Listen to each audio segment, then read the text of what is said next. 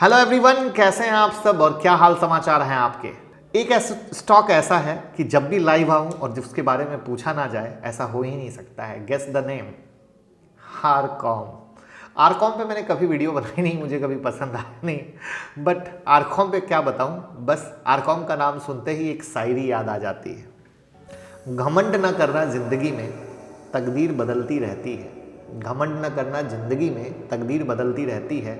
शीशा वही रहता है, बस तस्वीर बदलती रहती है। वाह वाह कर दीजिएगा।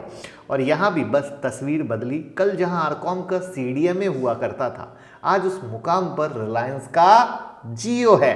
तो दोस्तों, आज के अपने इस वीडियो में हम आरकॉम के पूरी डिटेल को समझेंगे और इस वीडियो को देखने के बाद आपका भी विजन एकदम क्लियर हो जाएगा। आई थिंक अभी भी क्लियर है आपका विजन, बट मुझसे शायद आप सुनना चाह रहे हो।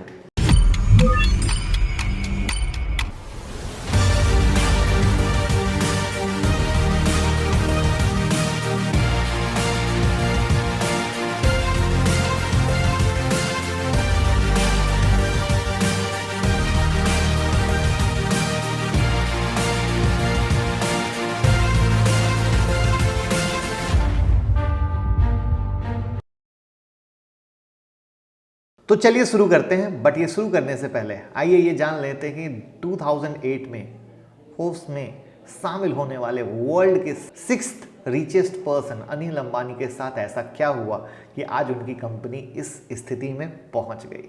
और ये जानने के लिए आइए थोड़ा फ्लैशबैक में चलते हैं। कब? 2002 में धीरू भाई अंबानी के डेथ के बाद 2006 में रिलायंस ग्रुप को अंबानी भाइयों में बांट दिया गया और वहीं से शुरू हुआ रिलायंस अनिल धीरू भाई अंबानी ग्रुप का सफर। लेकिन उससे पहले आपको बता दूं, बहुत सारी पेनी स्टॉक की एनालिसिस हमने कर दी है, जरूर देखिएगा जिससे आप फंसेंगे नहीं। तो कहते हैं ना, ग्लैमर और बिजनेस एक साथ नहीं चलता। वही हुआ 2008 में अनिल अंबानी 700 स्क्रीन के साथ इंडिया के लार्जेस्ट मल्टीप्लेक्स ऑपरेटर बन गए। बट 2014 में इनका मीडिया पार्टी ऐसा गिरा कि अपने डेट को रिड्यूस करने के लिए इन्हें कई स्क्रीन बेचने पड़ गए। वहीं अब अनिल अंबानी के आरकॉम की बात करें तो 2008 में ये कंपनी रिकॉर्ड मार्केट कैप को टच की थी। जी हां, 1.7 लाख करोड़ का मार्केट कैप। अब भाई हो भी क्यों ना, आपको रिलायंस का सीडीएमए फोन याद है? किस किस को याद है? वो एक्सपीरियंस जरूर बताइएगा। कितना सस्ता हुआ करता था। जी बिल्कुल, साथ ही वो 299 रुपीज़ वाला इनका टैरिफ, जहां free Reliance to Reliance minute मिलते थे। मुझे तो पर्सनली लगता है कि लोगों के जेब में फ़ोन रखने का ट्रेंड आरकॉम की वजह से शुरू हुआ था। और वही वो दौर था जब आरकॉम के शेयर 2008 में अपने ऑल टाइम हाई पर पहुंच गए थे। तो फिर इस पूरे सफ़र को आपको और क्लियर समझना है तो आपको यहां स्क्रीन पर बहुत कुछ दिख रहा होगा। अब इस कहानी को थोड़ा और डिटेल में समझें तो मुकेश अंबानी और अनिल अंबानी के बीच एक क्लॉज साइन हुआ था कि दोनों कोई भी सिमिलर बिजनेस एक टाइम पर नहीं कर सकते और इसी वजह से मुकेश अंबानी टेलीकॉम में इंटर नहीं कर पा रहे थे। बट 2010 में मुकेश अंबानी ने अपने एक मास्टर स्ट्रोक खेला और मोबाइल बिजनेस में 2.5 ट्रिलियन रुपीस इन्वेस्ट किया और आने वाले 7 साल तक 4G वायरलेस नेटवर्क पर काम किया, आरजीओ इन्फोकॉम नाम से। और उसके आगे की कहानी आपको पता है। और फाइनली जब आरजीओ मार्केट में आया तो 2016 में तो समझ लो कि कई टेलीकॉम कंपनियों के मार्केट से सफाया की कहानी शुरू हो गई और इसी लपेटे में आया कौन? आरकॉम। अब आरकॉम के लॉस की वजह सिर्फ ये नहीं था। अब क्योंकि सीडीएम में फ़ोन यूज़र अपने ऑपरेटर तक ही बंधे होते थे, क्योंकि एक तो सीडीएम में फ़ोन में दूसरा सिम नहीं लग सकता था और उस वक्त सीडीएम में सर्विस गिनी चुनी कंपनियां ही मार्केट में प्रोवाइड करती थी, जिसमें एमटीएस, टाटा डोकोमो, 2 और कंपनियां थी। और इन्हीं सब समस्याओं के बीच लॉन्च होता है जीएसएम सर्विस। और जब तक आरकॉम जीएसएम सेगमेंट में मूव किया, मार्केट ऑलरेडी कैप्चर हो चुका था और आरकॉम के लिए वो जगह नहीं बची थी। और इस लॉस की जर्नी को एक पिक्चर के थ्रू आपको दिखाऊं तो ज़्यादा बेहतर होगा, आप ज़्यादा समझ पाएंगे। तो उम्मीद करूंगा कि लाइक का बटन खुद ब खुद इतनी बेहतरीन प्रेजेंटेशन को देखने के बाद आपका दब गया होगा, और नहीं दबा है तो फटाफट दबा दीजिएगा। अब आगे कोई भी बात करने के पहले ज़रा कंपनी के रेवेन्यू मॉडल और फाइनेंशियल चार्ट को देख लेते हैं, तब जाके आपको आगे की क्लियर बात समझ में आएगी और वो आपको यहाँ पे दिख रहा होगा। यहाँ पर income statement lower than industry, revenue growth, decreasing market share, net income में लगातार ऐसा लॉस कि जिसके बारे में बात करने का भी कोई मकसद नहीं आता है। तो कहने का सेंस ये है कि फाइनेंशियल पूरे डूबे पड़े हैं, जिसमें किसी भी म्यूचुअल फंड वालों को कोई इंटरेस्ट नहीं है। जहाँ पे एफआईआई की होल्डिंग का गिरावट है तो ले दे के किसको इंटरेस्ट है।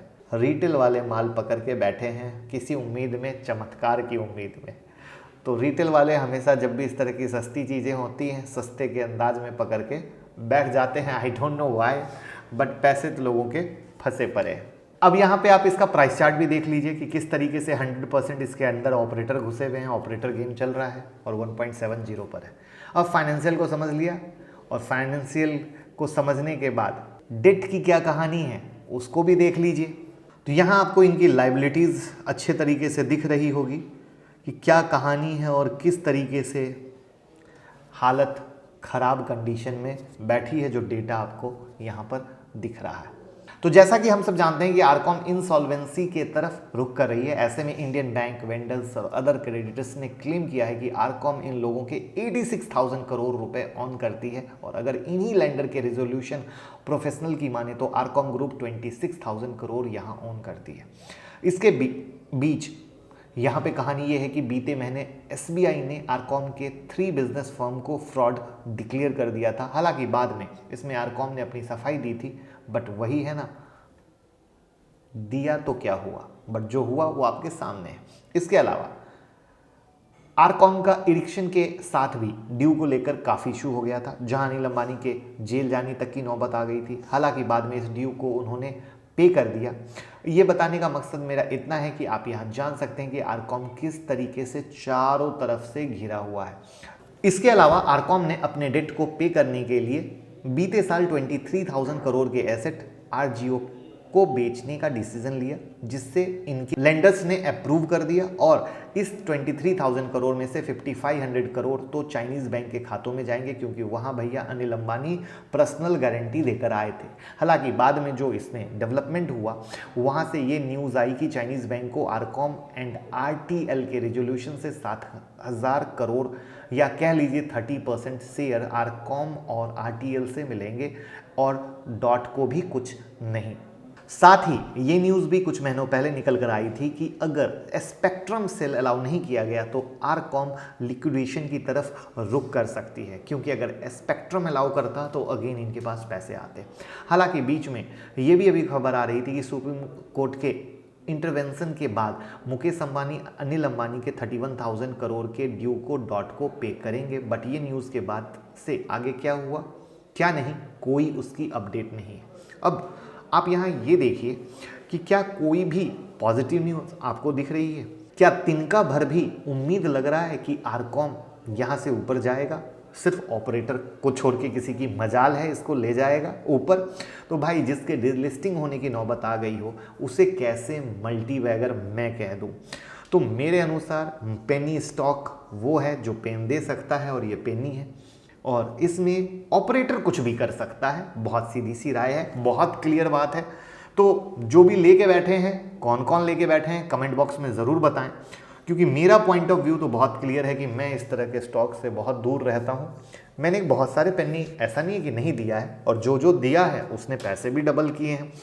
अब बाकी आपका विचार कि कल के डेट में कुछ अपडेट आएगी तो वहां पर हम भी आपको अपडेट करेंगे। कुछ आरकॉम में अच्छा हुआ वो हम आपको करेंगे, लेकिन जो आज के हालात हैं जहां पे मैं आज वीडियो बना रहा हूं उसकी कहानी मैंने आपके साथ शेयर की। तो कैसे लगी एनालिसिस? साथ में ट्विटर और टेलीग्राम ज्वाइन कर लीजिएगा, पूरा फायदा मिलता रहेगा। Thank you so much. और भाई वाला काम करना है, शेयर करके भूलिएगा नहीं।